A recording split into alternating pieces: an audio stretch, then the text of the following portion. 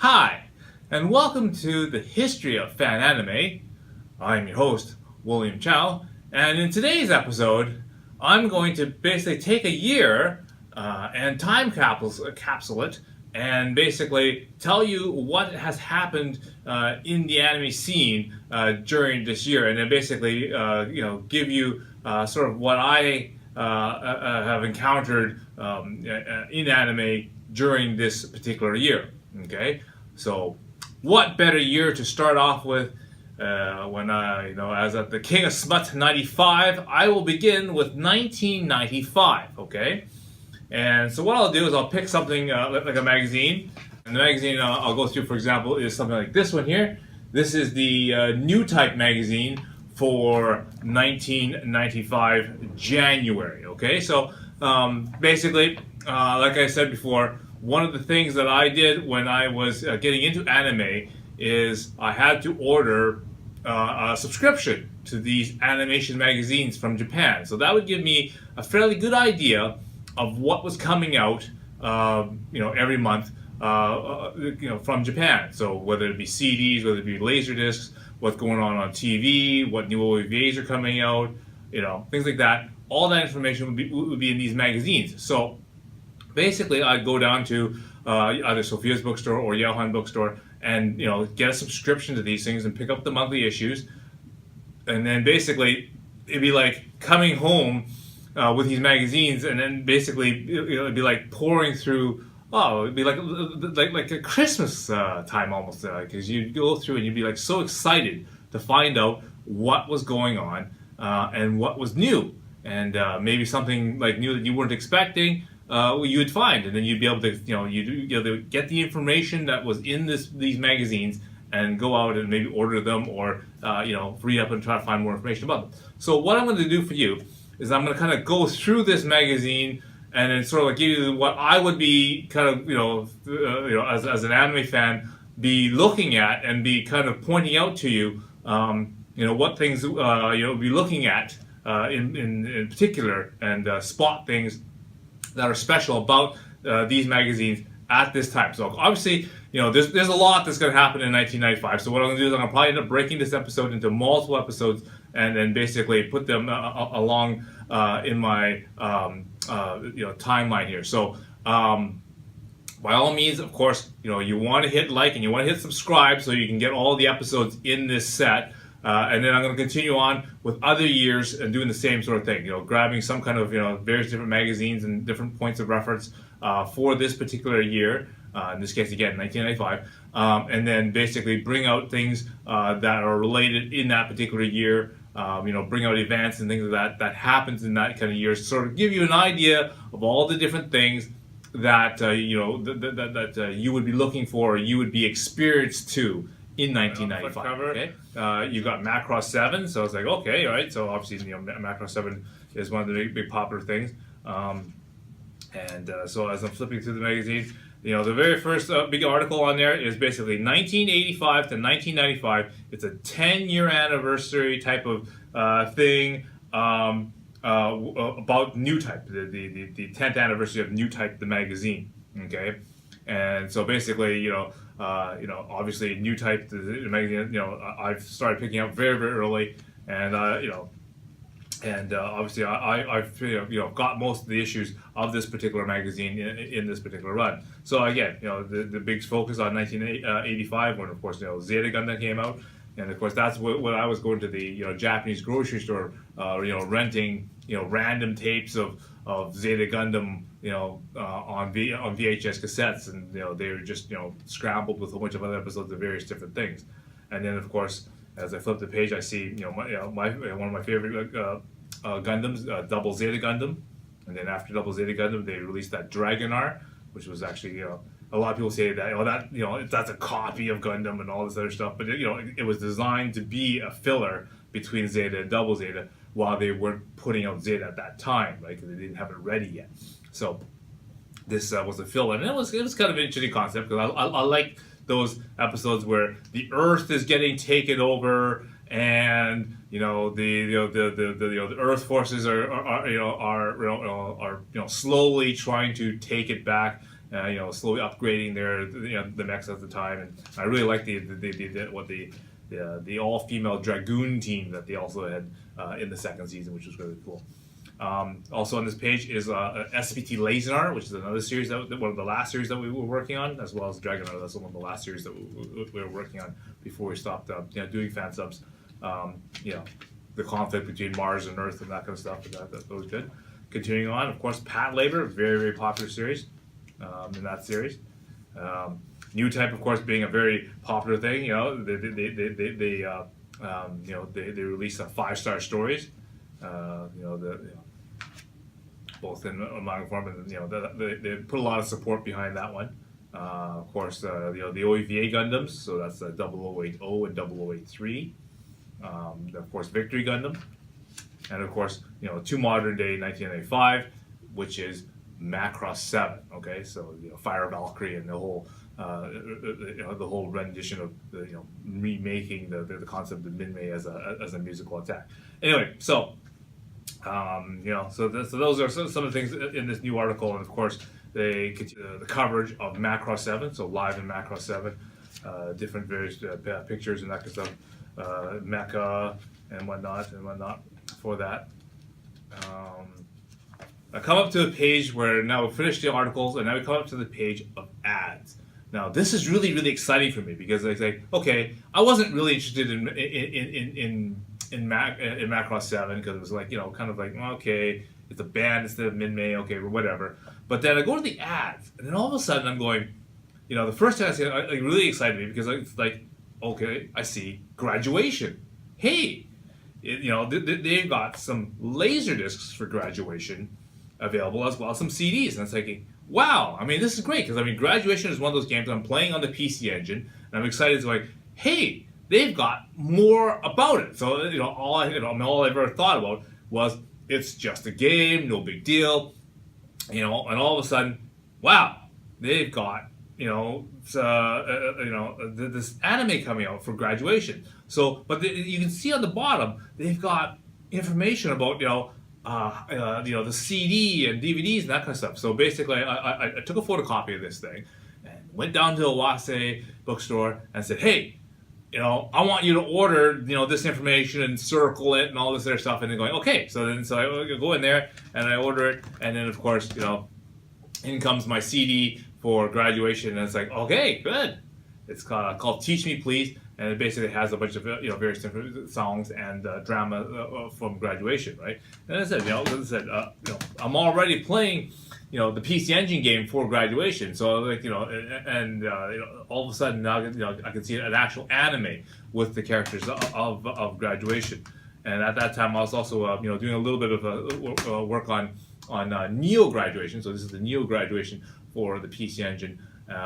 Didn't play that as much because it was got a lot more complicated than regular Graduation, but still I played it a little bit. Record of Lotus Wars 2, so this is the second OVA set for the Lotus Wars for the PC Engine system. So I was like, okay, there's another kind of game that flipping along. Very interested. I come across another page of ads.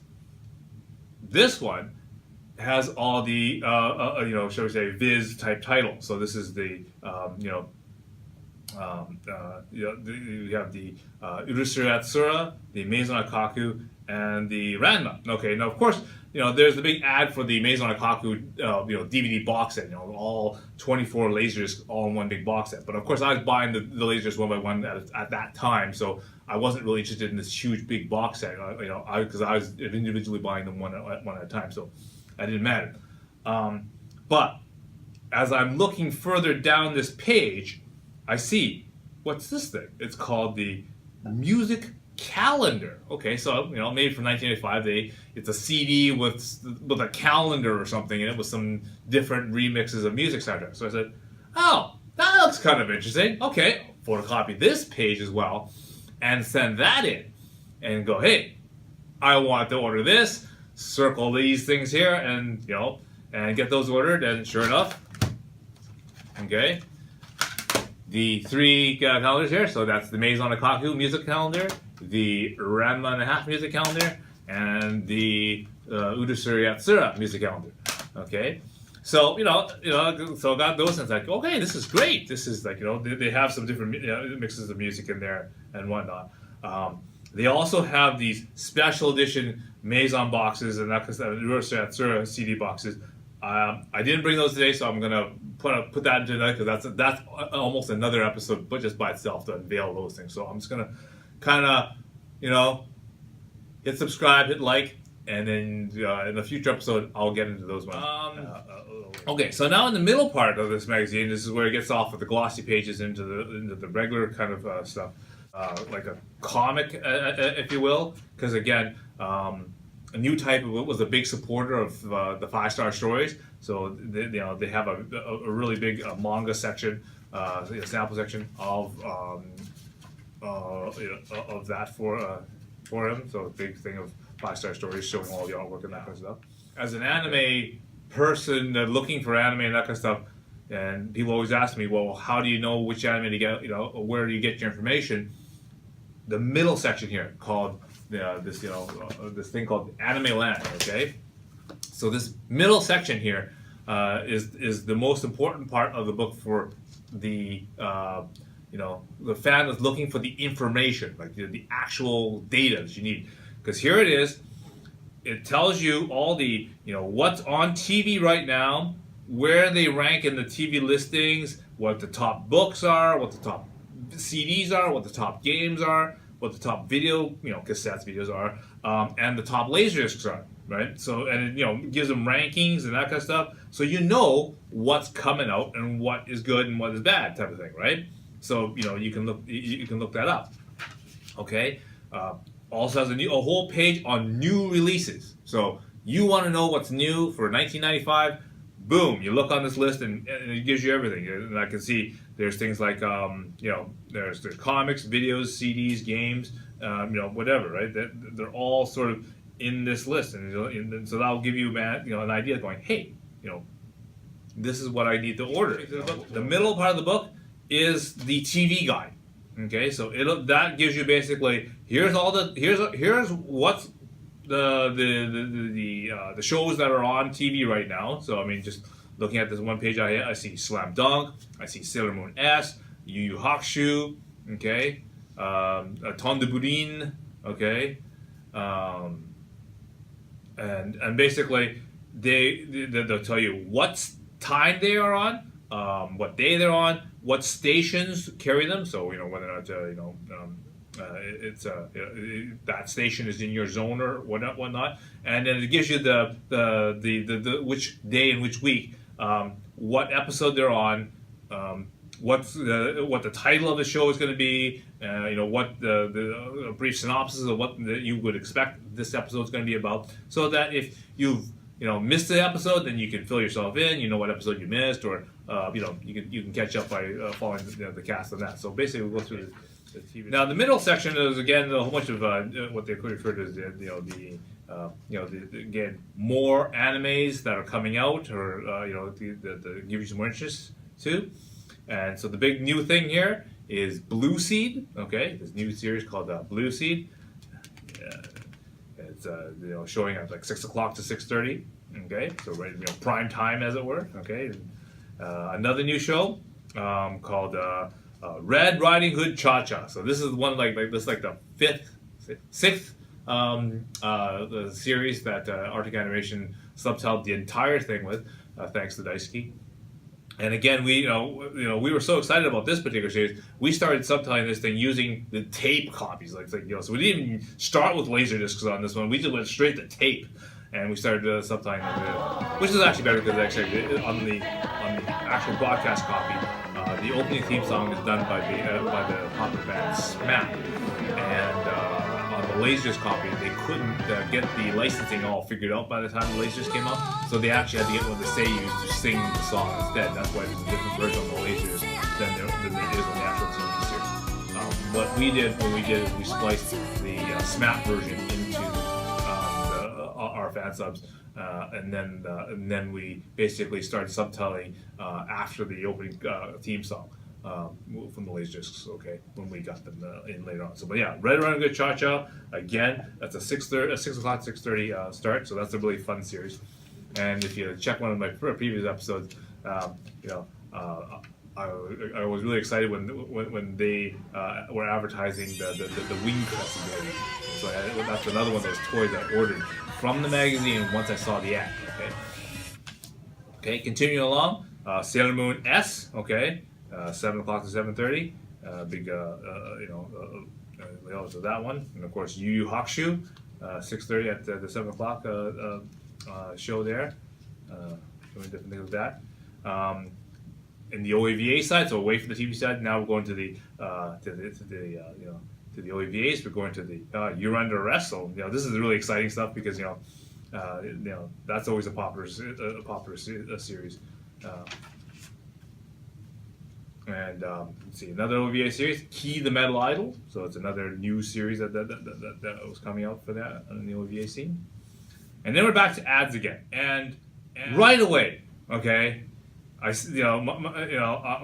attention is brought to this full-page ad of Fatal Fury, Garou Densetsu. Okay, now I'm already looking at this going, oh my god, it's no longer a video game; it's now an anime. And man, it's got it looks really cool. The characters all drawn out. Of course, all the female characters are well proportioned, like you expect this guy to be drawing them. So it's like, wow, here's the information. And this is where you start going, okay, I'm going to start pouring over this. Looking at all the different pieces of information that are in this article, right? Like, so we got the lasers coming out, and here's the price for that. Right at the very bottom, it says, original motion picture soundtrack. Woo, perfect. There's the ordering number and everything else. So again, you have to understand, like, okay, I mean, Fatal Fury is one of my, obviously, with the name like the King of Smut 95, obviously I got a lot of influence from the King of Fighters 95, and of course Fatal Fury and Art of Fighting and that kind of stuff are all predecessors for the King of Fighting series. And so, I played a lot of this game on the, in the beginning was the Super Famicom, okay, Super Nintendo version, right? And then of course, I'm a big fan of the PC Engine. So as soon as they released that thing called the arcade card, okay, I immediately picked up, for example, Garou Densetsu 2, and of course Special as well with Kaiser as the big boss there, and so I always love that playing that game and that kind of stuff. So I was very, very excited when I saw, hey, they got a movie coming out for this thing. Great! So I took all the information down, and again brought it down to the store and said, hey, I want to order this. I want to order this. Of course, I got the information for that. And so again, I ordered it in the soundtrack. So here's the soundtrack for that one.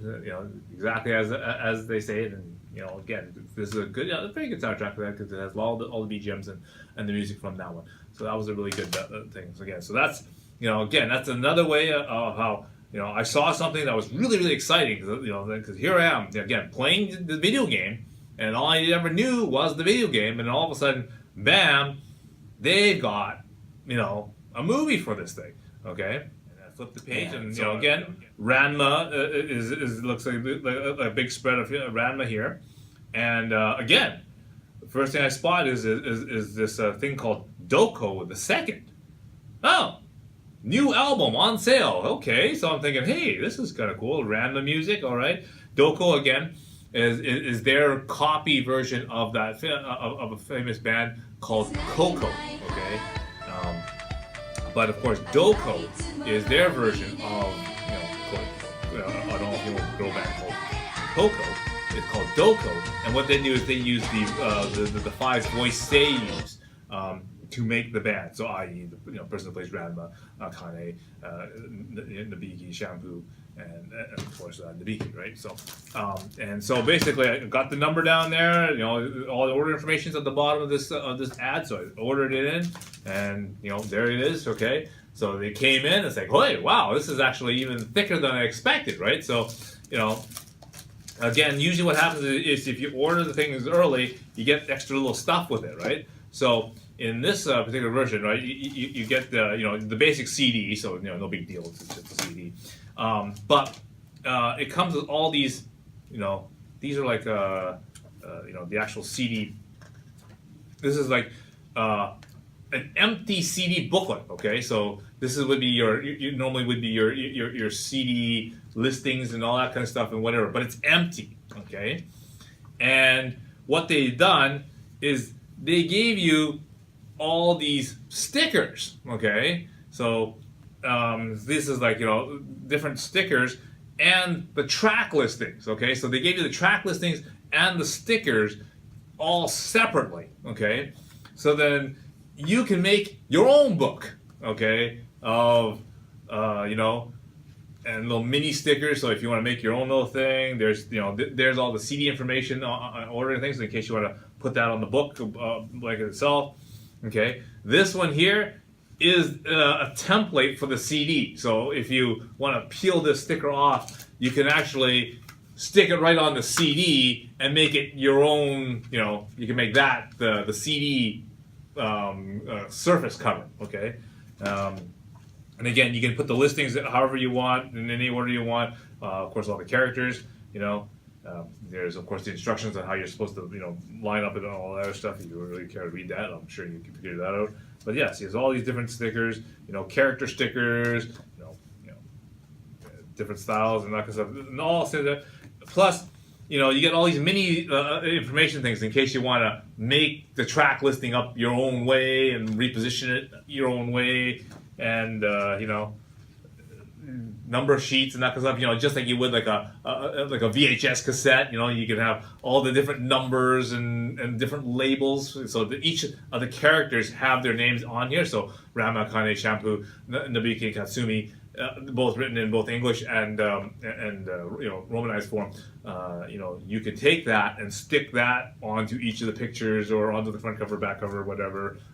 Different title page icons, and of course your own set of track listings, so you can put the track listings on any page or in the back, front, whatever you want, kind of thing. So it's kind of a cool little do-it-yourself sort of thing. Again, I've never bothered to do that. I've kept them all intact the way it is. But again, so this is sort of your do-it-yourself CD thing for the RAM and a half of the second Doko second.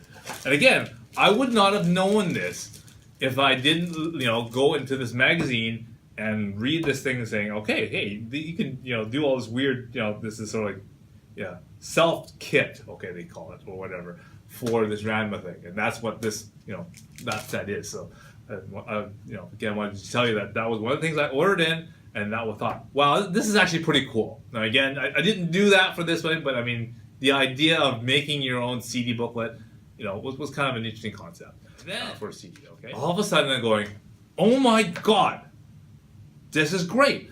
I come across an ad for Aurora Battler Dunby. Okay.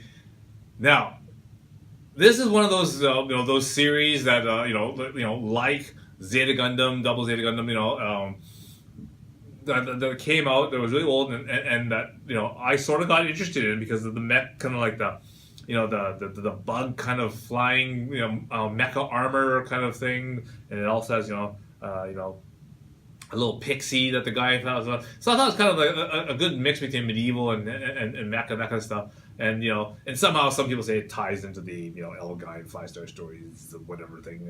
I'm not too sure how that exactly all works. But all of a sudden, I see this ad, and it's like, wow, on sale now, or in 1995, February 21st, the Dunbine Memorial Box Set Part 1. And I'm going, wow, they finally released Dunbine on Laserdisc. Like, great, because I said, I probably at this time had, I'm going to say probably like 30 to 40 video cassettes with Dunbine episodes, all just scattered everywhere. I probably had to, like I was doing mail order and tape trading with like, probably like 20, 25, 30 different people, from the CFO and everything else like that, to try to gather all the episodes of Dunbine. And some of my episodes, are like recorded in EP 6th generation. So I mean, it's virtually black and white. The tracking's all gone crazy. I can't even watch half the episodes because they're like jumping all over the place, and I can't even hear some of the episodes because the volume is so low, and all I hear is and like static and all this other stuff. So like all of a sudden, wow, done by. They got it on laser. So I remember I immediately went to Staples and I went and photocopied this thing and I took it down to to the bookstore and I said, okay, I want you to order this, and of course the guy at the WAS say, I'm sure he's happy every time he comes in because he knows that I'm coming in with like huge sheets of paper to say, okay, order all this stuff, okay, like all this stuff. I mean, and this the lasers boxes. It was really it's actually pretty expensive. I mean, look at the little yen price on it. It's 42,000 yen, so 420 US, and it's only half of the episodes because it's box one, right? So, and there's 7 laser discs in this box. So yeah, it's probably about the first 28 or so episodes. There's 50ish episodes in Dunbind, so about half the episodes. So I'm going, this is going to cost, probably like $600-700 by the time Canadian by the time they buy it, customs and shipping it here and getting it here, and of course obviously the Wasia bookstore has to make their profit, and they love that because their markup is really high by comparison to a lot of different things, because the exchange rate normally at this time is like on par, maybe a little bit higher than the Canadian to U.S. exchange rate, but which is like 1 to like 20%, 30% maybe. But Wasia bookstore charges almost double. Okay, so probably like probably like an 80% to a 90% markup. So obviously they're making their markup, and they're quite happy to order this stuff in for me. So I mean that's why they're so relaxed in ordering a lot of my stuff for them. So a lot of times when I order some questionable material, they don't question it; they just order it. So thank you for that. Anyway, that's another episode. That's we'll get into more of that. How I got more added to my name, the King of Smut.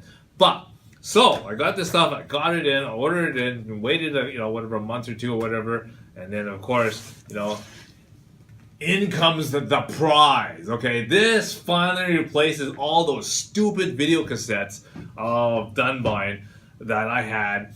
And now I got a full, proper Laserdisc version of that, and I'm like, great. And again, I started doing some work, to get these episodes translated, and using a lot of the Chinese VCDs and that kind of stuff, and getting them ready and prepped up to fan sub them. But again, that was one of those unfinished projects. That another great series that I'm happy that they finally released Laserdisc. And again, through this magazine, this is how I find out that, hey, they're releasing this kind of stuff, and this is what I got to go out and buy. All right? And obviously, there's a lot more titles and information about what happened in 1995 that I can't do in just one episode. So I'm going to continue with more things that happened in 1995 in a future episode. Okay, so I want you to hit subscribe below and hit like below, so that way you'll know when I put up more episodes about 1995, and of course in the future I'll do other years as well, and then you can kind of go through through your memories, and of course through again this time capsule about what happened in anime in the year 1995. And so as part of this time capsule, they always say, in the ending of Heavy Metal Elgime, I will see you again.